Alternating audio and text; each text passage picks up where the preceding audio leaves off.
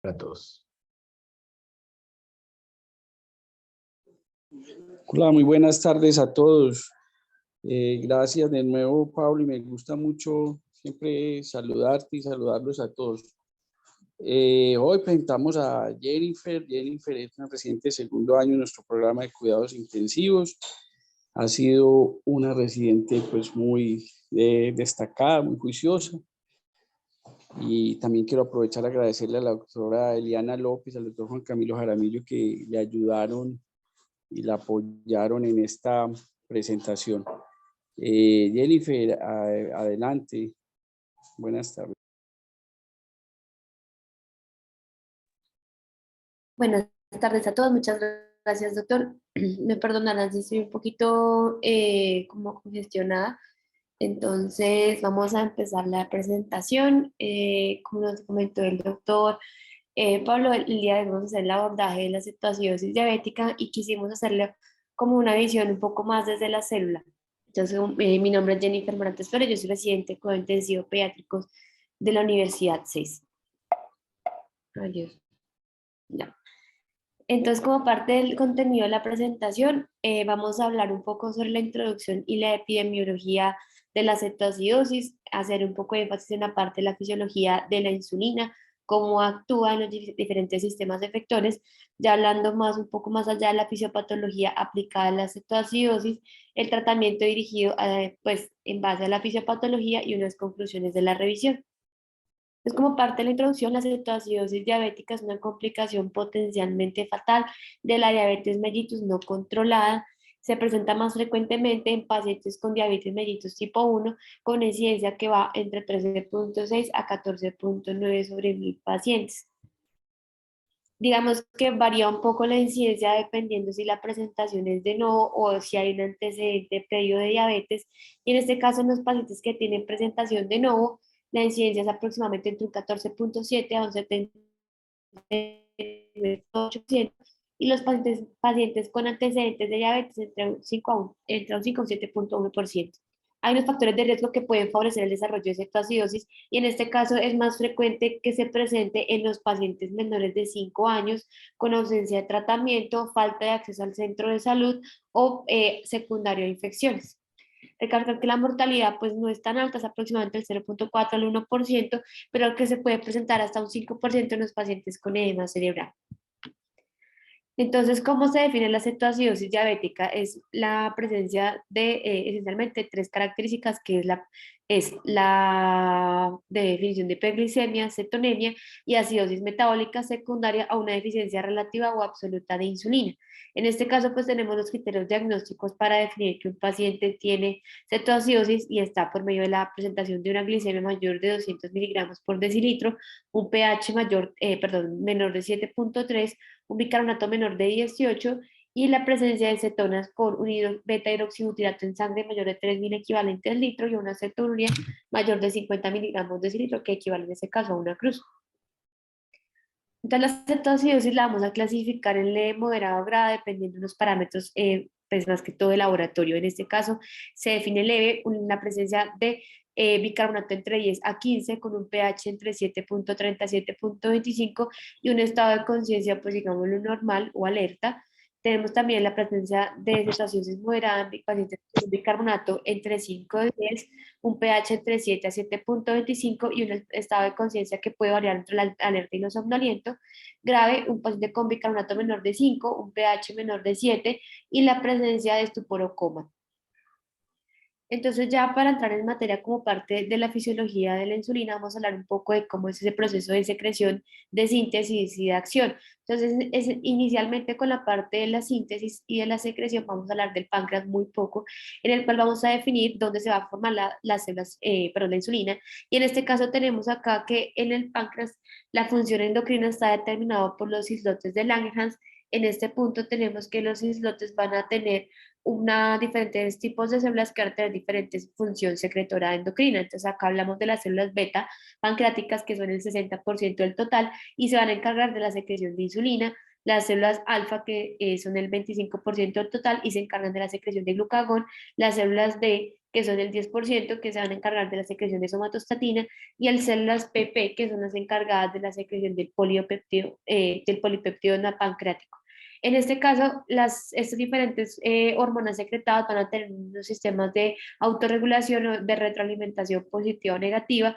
En este caso, la insulina va a tener una retroalimentación negativa sobre el glucagón y la somatostatina una retroalimentación negativa tanto como en el glucagón como en la insulina. Y el glucagón específicamente tiene una retroalimentación positiva sobre la insulina, o sea, va a generar una estimulación de la síntesis.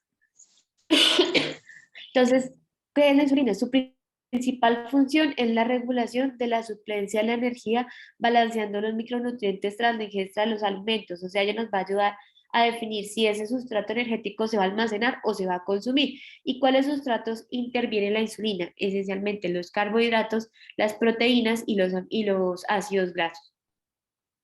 Entonces, ¿cómo va a ser el proceso de la síntesis? Entonces, en general la insulina se empieza a formar a nivel de los ribosomas como preproinsulina, que en este caso posteriormente en el retículo endoplasmático se va a formar en proinsulina. Entonces, acá tenemos los componentes de la proinsulina, que es la cadena C, la cadena A y la cadena B.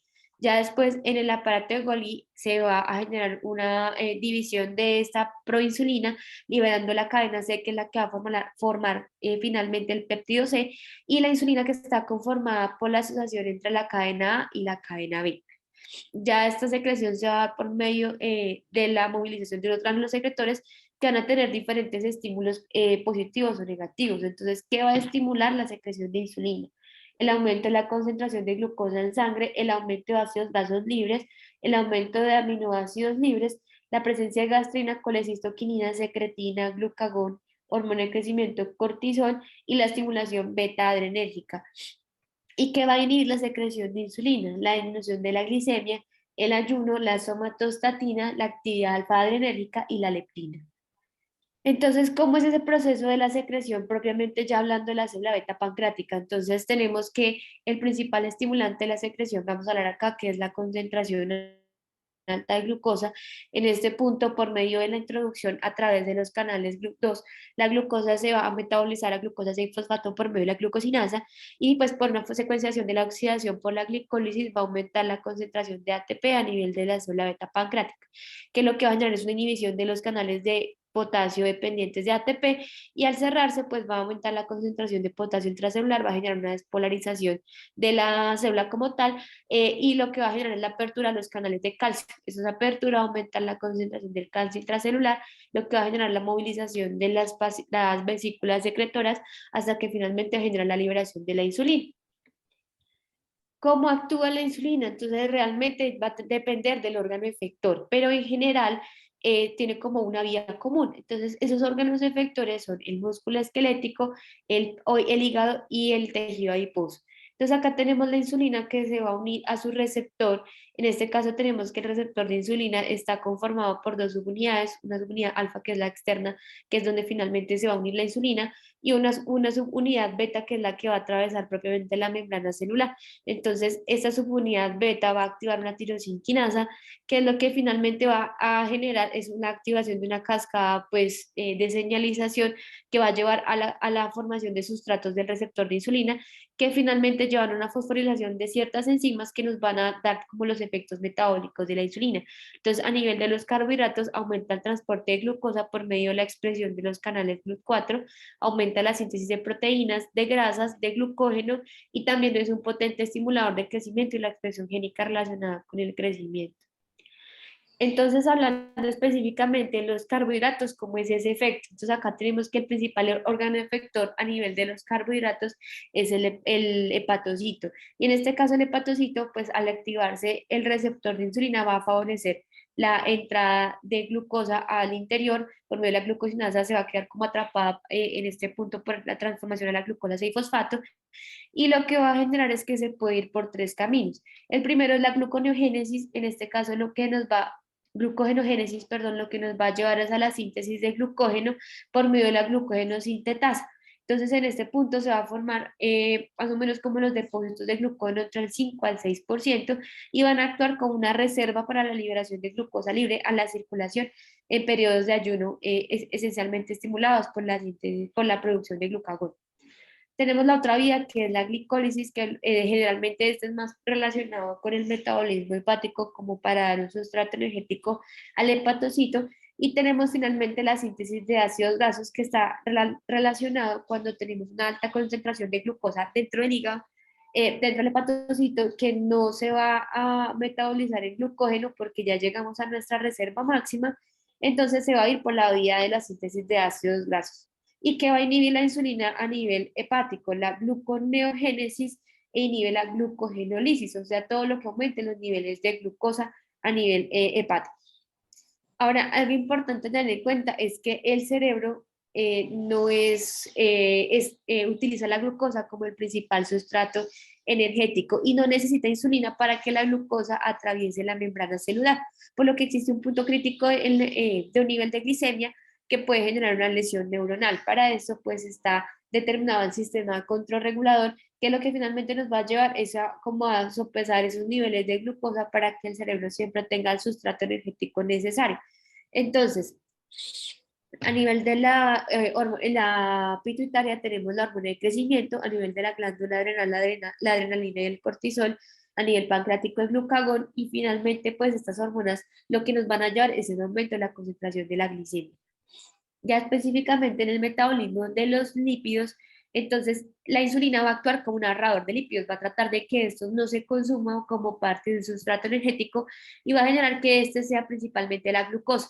Entonces, a nivel hepático, igual forma, va a estimular que la síntesis de ácidos grasos por medio de esta vía. Entonces, cuando tenemos la glicólisis, se aumenta la concentración de acetil-CoA, la acetil-CoA va a entrar en la cadena al ciclo de Krebs.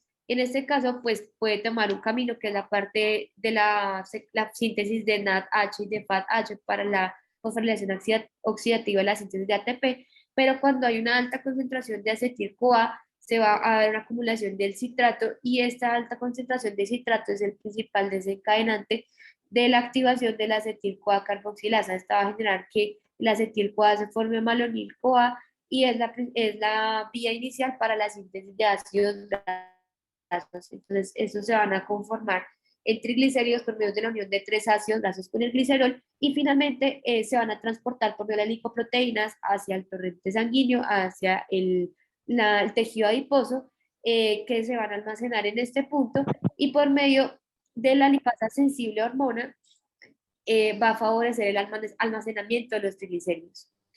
Entonces, como en la fisiopatología, la cetoacidosis diabética, y realmente acá tenemos una imagen donde les quiero mostrar que no solamente es relacionada a la diabetes tipo 1, sino también a la tipo 2, y en este caso lo que el evento desencadenante es una disminución de la masa de células beta funcionales. Entonces acá tenemos como la alteración inicial genética medioambiental, lo que da el factor de riesgo para desencadenar la diabetes. En este punto, pues acá hablamos de la tipo 1, el evento desencadenante que generalmente es lo que altera la función autoinmune y la generación de anticuerpos o la etiología que finalmente nos lleva a la alteración o la destrucción de las células beta pancreáticas, va a una progresión de un estadio 1, 2 y 3, que es una progresión de esa función de la concentración del metabolismo de los carbohidratos, donde va a progresar una normoglicemia a una alteración del metabolismo con una disglicemia y finalmente al paso de la hiperglicemia.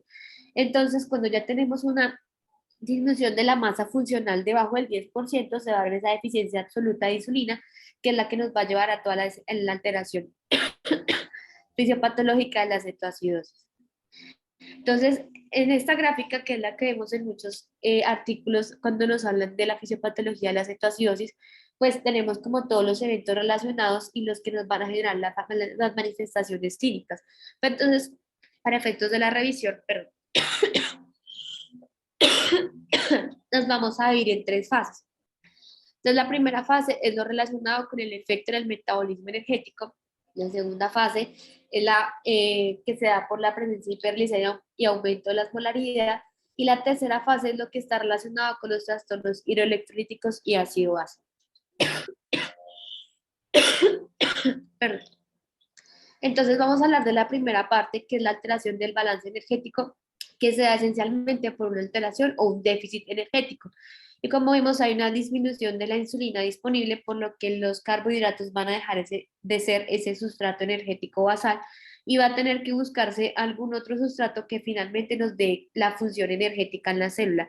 Y aquí vienen a ver el aumento de la actividad de los ácidos grasos y de las proteínas como parte del sustrato energético y la elevación de las hormonas contrarreguladoras como el glucagón, el cortisol, la adrenalina y la hormona de crecimiento. Entonces, esas hormonas contrarreguladoras van a tener un efecto, digamos, puntual en cada uno de los órganos diana. Entonces, en el músculo esquelético tenemos que aumentar la proteólisis, lo que va a dar mayor disponibilidad de aminoácidos que nos van a dar, pues, como un sustrato para la gluconeogénesis. También tenemos en el tejido adiposo el aumento de la lipólisis que va a dar la disponibilidad de los triglicéridos también para el efecto de la gluconeogénesis. Y tenemos también en el hepatocito el aumento de la glucogenólisis y de la gluconeogénesis, que lo que finalmente nos va a dar es también aumento de la síntesis de glucosa, o sea, aumento de la concentración de glucosa a nivel hepático. Entonces, estos ácidos grasos van a transformarse en el primer sustrato energético por medio de la beta-oxidación.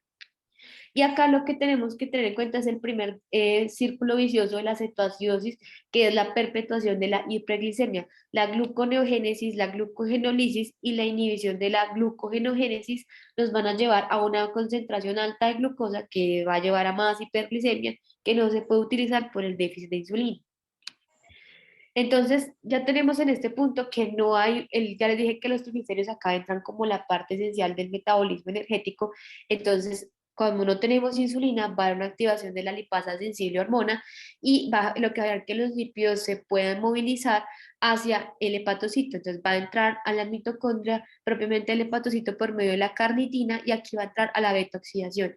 Entonces, va a generarse una alta concentración de acetil-CoA, que como les dije, el acetil-CoA se puede ir por el ciclo de Krebs para suplir una parte del sustrato energético del hepatocito, pero cuando hay demasiada concentración de acetil-CoA se va a condensar a ácido acético, que es lo que finalmente es el primer cuerpo cetónico formado, que luego se va a formar a beta-hidroxibutirato y a acetona, y generalmente estos cuerpos cetónicos en condiciones, digamos, normales, van a servir como un sustrato energético para el resto de las células, pero como no hay insulina, entonces no va a darse esa posibilidad y se va a generar una acumulación de estos cuerpos cetónicos, principalmente el beta-hidroxibutirato y el acetoacetato, que es lo que nos va a llevar a la acidosis metabólica. Entonces aquí va el primer tratamiento, pues como el enfoque del tratamiento, y es que la insulina nos va a llevar a la ruptura de este círculo vicioso como relacionado con el metabolismo energético.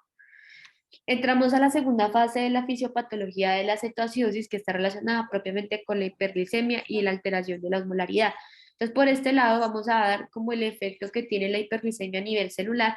Entonces, tenemos que la glucosa es una partícula osmóticamente activa, o sea, tiene una tonicidad que nos va a generar que haya un movimiento de agua desde un lugar de menor tonicidad a mayor tonicidad. Entonces va a haber un desplazamiento de agua desde el líquido intracelular al extracelular, lo que genera una deshidratación intracelular.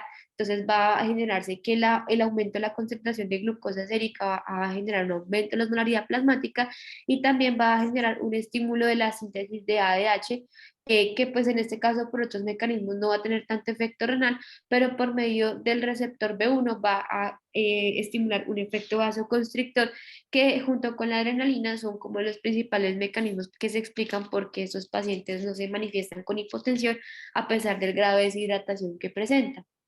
Luego a nivel renal, entonces tenemos que el aumento de la glucosa sobre un valor sobre 180 miligramos de litro va a superar ese umbral de absorción por el túbulo contorneado proximal que nos va a llevar a una diuresis osmótica en combinación con una acetonuria que genera una alteración de la reabsorción de sodio, potasio, magnesio, calcio, cloro y fósforo. Entonces vamos a pasar a un estado de deshidratación del líquido extracelular por pérdida de agua libre con una pérdida de líquido intersticial e intravascular que nos va a llevar a una hipoperfusión con alteración de la entrega de oxígeno y una acidosis metabólica secundaria a la elevación del lactato.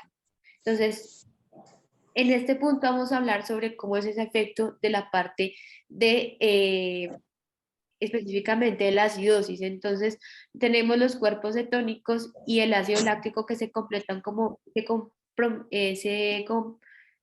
comportan como ácidos débiles. En este punto, ellos se van a disociar y van a formar un anión que pues en este caso es esencialmente el beta hidroxibutirato y van a liberar un hidrogenión, que ese hidrogenión por medio de los sistemas de amortiguación, en este caso intracelular, que está relacionado específicamente con el bicarbonato, y a nivel renal por medio de la expresión de cuerpos cetónicos, específicamente beta hidroxibutrato, van a tratar de compensar ese aumento, esa concentración de los aniones y de los hidrogeniones. Pero finalmente lo que vamos a tener es una pérdida neta de bicarbonato. Entonces, este bicarbonato va a disociarse, cuando se une con el hidrogeno va a formar ácido carbónico que finalmente se va a disociar en agua y en CO2, ese CO2 se va a eliminar por el pulmón, con lo que nos lleva a una disminución de la concentración del CO2 en sangre y finalmente todo este mecanismo lo que nos va a llevar es una acidosis metabólica con anión GAP elevado. Ya a nivel renal, lo que vamos a tener es que hay una disminución de la perfusión renal, que se ve representado también por la elevación del BUN, con una reducción de la tasa de filtración glomerular, que nos lleva a un descenso en la eliminación de la glucosa y de los cuerpos cetónicos y también de la acidez titulable, que nos lleva a una disminución de la eliminación de amonio. También tenemos otro efecto que son las pérdidas gastrointestinales por medio del aumento de la anesis secundaria a los cuerpos cetónicos, que van a potenciar pues, efecto de la pérdida de carbonato ay, perdón, y de la pérdida de agua libre. Entonces, en este caso, perpetúa como la perfusión renal y generando mayor reducción de la tasa de filtración glomerular. Entonces, esto nos va a llevar a mayor hiperglicemia, mayor anemia y exacerbación de los síntomas de la cetoacidosis, entrando al segundo ciclo vicioso de la diabetes. Entonces, acá viene el segundo pilar del tratamiento que está relacionado con los líquidos endovenosos, que es lo que nos vamos a buscar romper este círculo vicioso. Luego tenemos la tercera fase en la fisiopatología de la cetoacidosis, que es la relacionada con la alteración electrolítica. Y esta es esencialmente por medio del riñón. Entonces, todos los electrolitos van a estar alterados de cierta manera. El sodio y el potasio van a tener como un comportamiento específico, especial dependiendo de ciertas características de la patología. Entonces, a nivel del sodio, vamos a tener que el efecto neto es una disminución del sodio de la cantidad total de sodio por la natriuresis estimulada por todo lo que ya vimos. Adicionalmente, cuando tenemos por efecto la osmolaridad inducida por el aumento de la glicemia, va a haber ese movimiento de agua desde el líquido intracelular al extracelular, va a generar una hiponatremia dilucional, pero puede estar aumentado ante situaciones de deshidratación profunda, por lo que siempre es importante hacer la corrección del sodio para poder tener como un estimado más exacto del valor real de sodio. El cloro realmente va muy relacionado con la mano, con el sodio, pero acá es muy importante tener en cuenta que el cloro puede tener una tendencia a hacer una hipercloremia, específicamente relacionado con la excreción del beta-hidroxibutirato. Entonces, aquí es como una recomendación más que todo cuando hablamos de la parte de los líquidos que vamos a utilizar, pero pues tener en cuenta que esos pacientes tienen riesgo de hipercloremia. Con el potasio vamos a tener que el efecto neto también es una pérdida o una disminución de la concentración total de potasio pues total, en general corporal, pero va a haber una alteración propia de la concentración del líquido extracelular esencialmente porque hay una estimulación del movimiento transmembrana que va a ser inducido por la acidosis o por la ausencia de insulina. Entonces va a haber un aumento en la concentración de potasio secundario de este mecanismo, pero también va a haber una caliuresis, que es una pérdida neta por la orina, tratando de mantener el principio de la electroneutralidad, entonces también hay una disminución del potasio secundario a esto. Pero en general, digamos que el valor es muy variable, pero tenemos que es una pérdida neta también del valor total de potasio. Y ya el calcio, magnesio y fósforo, realmente estos tres están disminuidos, pues digamos en conjunto. Algo importante también de tener en cuenta es el efecto que se ha encontrado sobre el déficit de insulina y la mitocondria. Y en este caso lo que les quiero mostrar es ese efecto de la insulina en la función mitocondrial. Entonces acá en la primera imagen, que es la que estoy señalando, es el efecto de la insulina en la función mitocondrial. Entonces acá vemos que la activación del receptor de insulina nos va a llevar a la formación de unas vías de señalización que son esencialmente por medio de la mTOR y por la FOX01 que finalmente va a llevar a una mayor transcripción de genes relacionados con la síntesis de proteínas mitocondriales, que finalmente lo que nos van a llevar es una mayor disponibilidad de proteínas mitocondriales para la función propiamente, o sea, para la parte de la fosforilación oxidativa, la beta-oxidación y las demás funciones mitocondriales. Por otro lado, tenemos acá el déficit de insulina, donde vamos a ver que hay una disminución de estas vías de señalización un descenso en la transcripción de las proteínas mitocondriales, lo que nos va a llevar a una falla en la función, una disminución de la función mitocondrial, una acumulación de radicales libres de oxígeno y una alteración de la función energética de la mitocondria, lo que nos va a llevar a un déficit energético de más. Entonces, en general, el déficit de insulina va a llevar a una alteración en la función dinámica mitocondrial y un aumento de la mitofagia, o sea, un aumento de la muerte celular desencadenada por la disfunción mitocondrial. Entonces, un parte importante es que los aminoácidos que estimulan la síntesis, que se estimula la síntesis de aminoácidos por medio de la insulina, también van a tener como un factor importante como de la presencia de aminoácidos disponibles para la síntesis de estas proteínas mitocondriales, y el efecto principal va a ser a nivel renal, cerebral y cardíaco, por lo que digamos que las complicaciones derivadas a la cetoacidosis se pueden ver relacionadas con esta disfunción mitocondrial.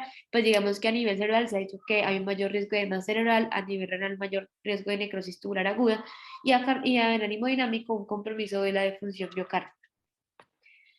Bueno, entonces ya hablamos de cómo es el efecto de los radicales libres y de la mitocondria en la patología cerebral, pero también tenemos que la hiperglicemia es un importante estimulador de la síntesis o de la inflamación, específicamente por aumento de la actividad de las células inflamatorias con la síntesis de citoquinas preinflamatorias y el complemento.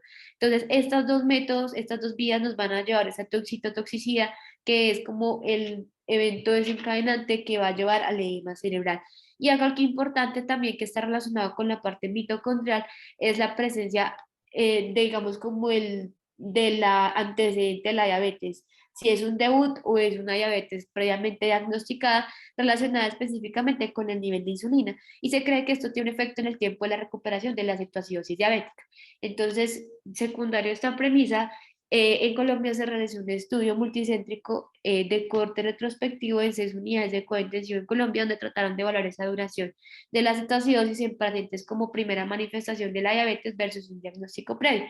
En este caso, lo que se encontró es que sí había o se demostró un aumento del tiempo para la recuperación en los pacientes que debutaban con con cetoacidosis, con 20 días en comparación de 12 días, 12 horas, 20 horas en comparación de 12 horas los pacientes que tenían antecedente de diabetes mellitus. Y acá igual también el tiempo que tardaba para llegar al pH mayor 7.3 en horas, también era mayor en los pacientes con debut de 16 horas versus 9 horas.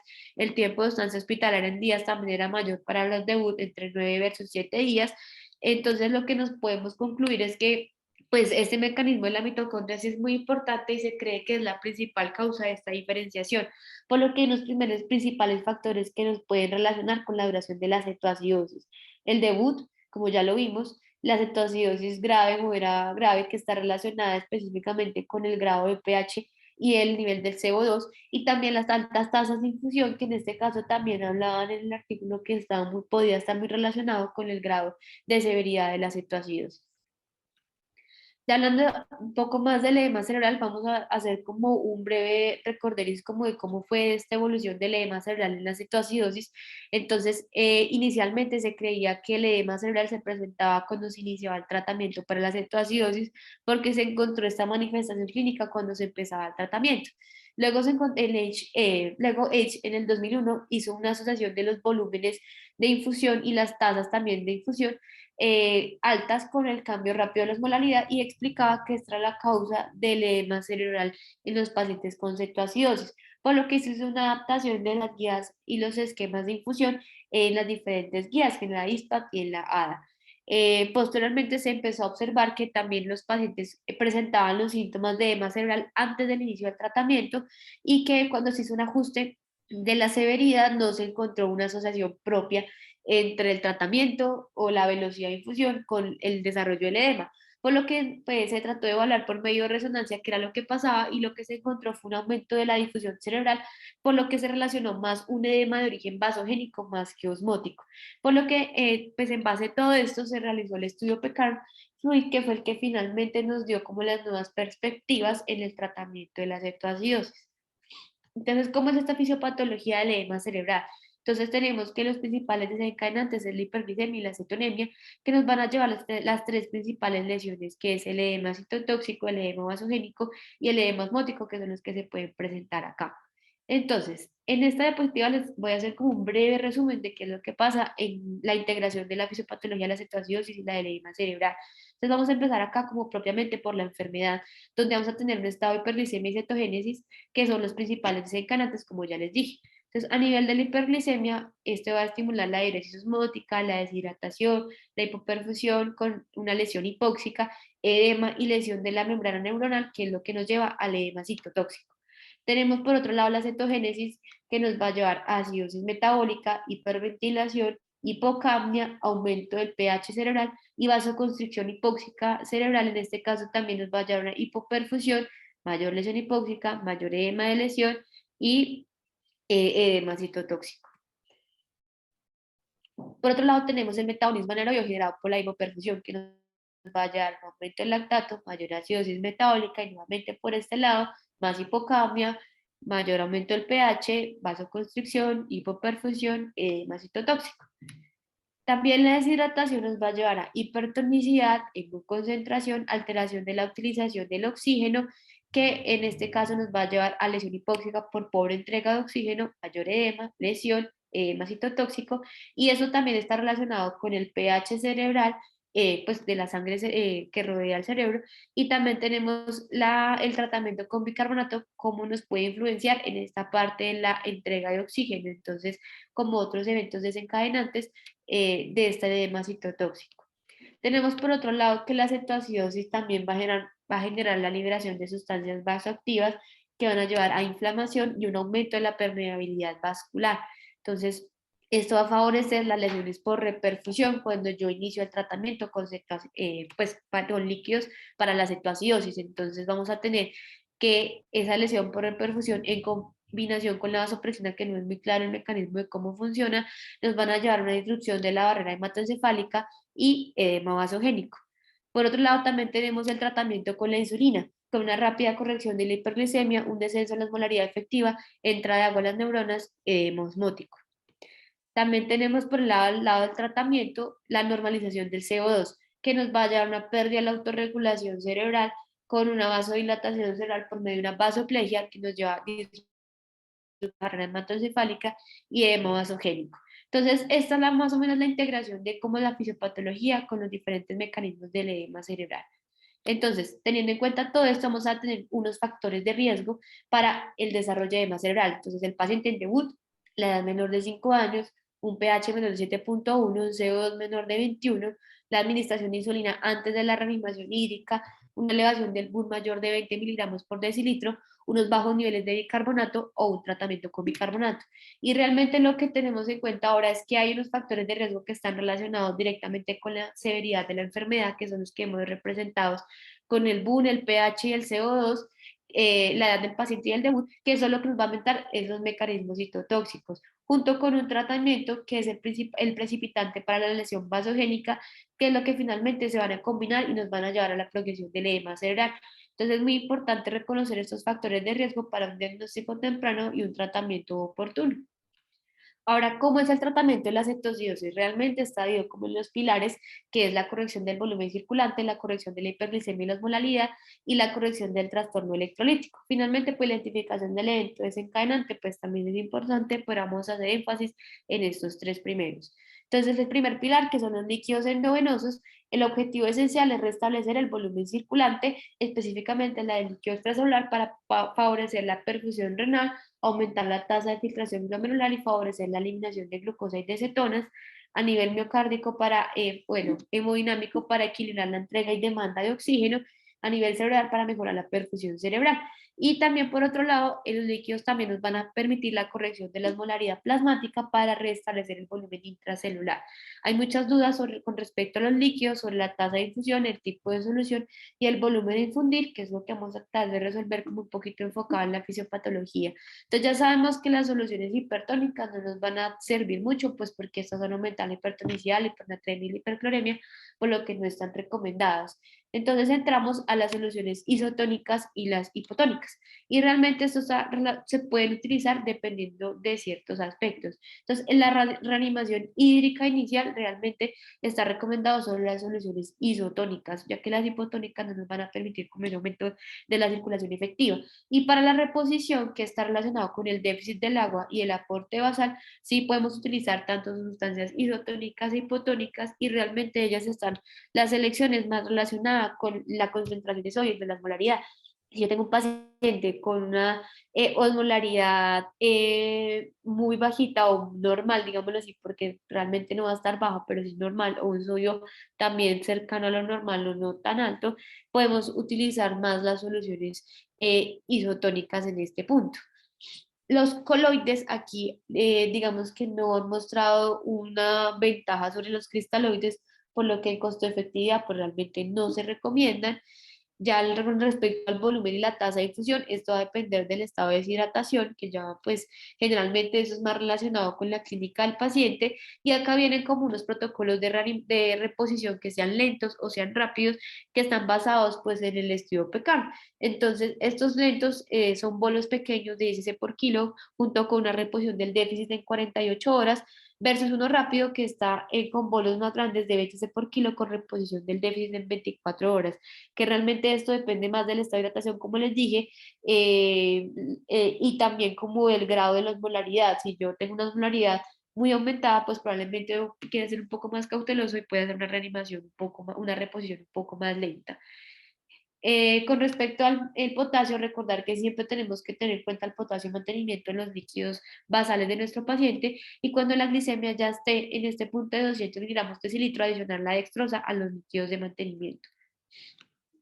Ahora, con respecto a la parte específica de la solución y la solución, la velocidad y el volumen, pues esto estaba como muy tenido antes por la parte del edema cerebral, que se creía que era más de origen osmótico, pero ahora como se ha visto que es más vasogénico, realmente se han demostrado cambios en las recomendaciones del tratamiento. Entonces acaba el primer estudio, que es el PECAM, que fue el que realmente nos mostró cómo ese cambio, o nos demostró que realmente no había una influencia en la velocidad lenta o rápida y el tipo de solución digamos, como en cambios significativos en el Glasgow de los pacientes con cetoacidosis, por lo que ellos decían que uno podía utilizar o velocidad rápida o lenta o los dos tipos de soluciones, y ser como más una selección individualizada dependiendo del estado del paciente osmótico y de deshidratación. Luego tenemos este estudio que es un derivado del PECAM, que en este caso lo que trataron de evaluar era cómo los cambios en la concentración sérica de sodio podían influenciar en el estado mental del paciente con cetoacidosis, pero realmente tampoco se encontró una diferencia entre los cambios en la concentración del sodio sérico y la osmolaridad en los resultados neurológicos evaluados con la escala de Glasgow. Pero ellos se hacían la recomendación de evaluar muy de cerca la manifestación del SIAD y de la diabetes insípida central como cambios sugestivos de edema cerebral. Entonces, por este punto, realmente no es como muy relevante escoger o dar una pauta específica de cuál solución. Yo me digo, varía mucho dependiendo de la situación del paciente, pero sí la hidratación inadecuada perpetúa la hipoperfusión cerebral, y en este caso pueden iniciar o empeorar el edema cerebral. Y tampoco debemos perseguir un ascenso de sodio de forma rutinaria. Realmente esto va más relacionado como con los cambios clínicos esperados, y más como haciendo énfasis en la evaluación del riesgo del SIAD y de la diabetes insípida central. Ya las soluciones balanceadas y cristaloides realmente son dos estudios que encontré como en resumen, que trataban de evaluar la hipercloremia iatrogénica y la lesión renal aguda, como este primer estudio que vemos acá.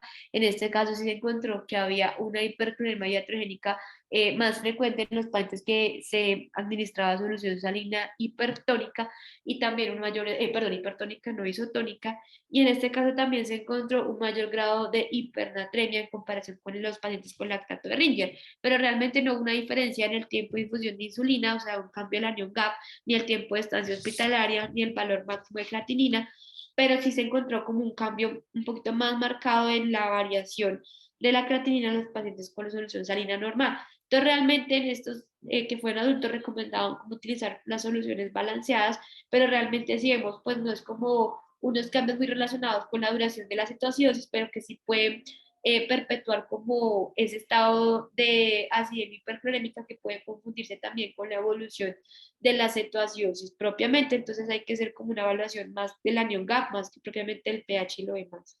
Y en este de la derecha tenemos que es en niños que evalúan los desenlaces. Sin embargo, aquí hago una aclaración de este estudio que me parece importante, es que ellos utilizaban en muy pocos pacientes el lactato de Ringer en comparación con la solución salina, por lo que pues es como un sesgo para la interpretación de los resultados. ¿Y por qué se los digo? Porque aquí ellos encontraron menor incidencia de masa oral en los pacientes que utilizaban lactato de Ringer en comparación con solución salina, y es un valor pues digamos bastante importante, pero pues digamos que me queda la duda si es confiable, por lo que realmente en este punto pues no lo veo como un punto a favor al lactato de Ringer. Ya en la segunda pilar del tratamiento, que es la insulina, realmente la insulina lo que nos va a tratar es, lo que va a generar es la restauración del balance energético, favoreciendo el uso de los carbohidratos como el sustrato principal, la resolución de la hiperglicemia, la disminución de la beta-oxidación, la disminución de la proteólisis y la resolución de la cetosis. Aquí, pues, esta recomendación que les traigo es basada en dos estudios donde evaluaban las dosis bajas de insulina en comparación con las dosis usuales, y se encontró que realmente tienen la misma efectividad y con menores efectos adversos en las dosis bajas, por lo que la recomendación se puede dar iniciar con dosis de 0.5 a 0.1 después de iniciar la hidratación, y no se recomiendan los bolos y se debe mantener hasta cumplir los criterios de resolución. Ya con respecto a los trastornos electrolíticos, realmente esto es muy individualizado, solamente va a hacer énfasis en dos cosas: potasio, que debemos tener como la precaución de la admisión de potasio basal o la reposición, dependiendo del nivel de potasio que tengamos en este caso, porque el tratamiento con la insulina nos va a afectar mucho y va a favorecer la hipocalemia. Y el otro punto a tocar es el bicarbonato, que realmente la reposición siempre ha sido controversial y está recomendado en casos de hipercalemia grave que amenace la vida, o que tengamos pacientes con pH menor de 6.9, un compromiso de la contractilidad miocárdica. Entonces, el resumen de las recomendaciones del tratamiento: entonces, el bolo generalmente inicial de 10 a 20 por kilo con solución salina, con solución isotónica, que se puede repetir si el paciente tiene repercusión hemodinámica.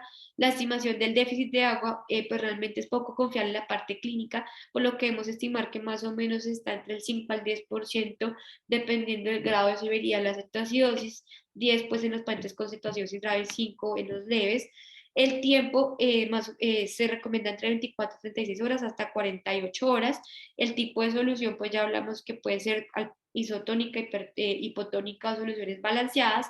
La insulina cristalina, pues realmente la dosis que podemos iniciar con dosis de 0.05, buscando siempre como la meta de centro entre 50 a 70, y siempre iniciarla después de la reanimación hídrica. Y el bicarbonato, que realmente ya hablamos de las indicaciones puntuales. Entonces, ¿cuáles son las conclusiones de la revisión? La aplicación de la fisiopatología de la cetoacidosis diabética al diagnóstico y tratamiento favorece el entendimiento de cada una de las estrategias propuestas para su resolución. Se ha encontrado que la insulina juega un papel primordial en la función mitocondrial, siendo este un predictor de severidad y duración de la fase crítica. La evidencia actual no ha mostrado que la reanimación hídrica rápida cause mayor edema cerebral, y que la persistencia de la deshidratación por una reanimación hídrica inadecuada se asocia a más precipitación o exacerbación del edema cerebral. Muchas gracias.